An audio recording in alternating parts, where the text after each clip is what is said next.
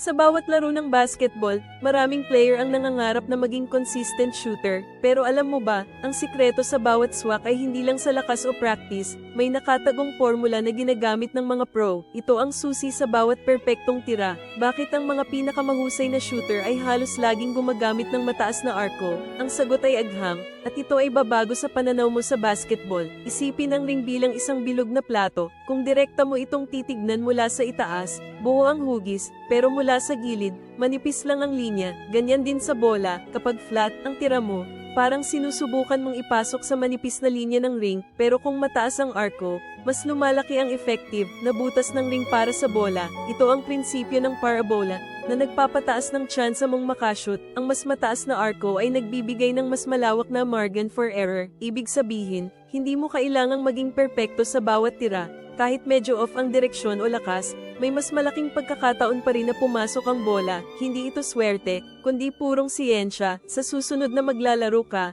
subukang gumamit ng mas mataas na arko. Makikita mo ang malaking pagbabago sa iyong consistency, masterin ang parabola, at ikaw na ang susunod na shooting machine.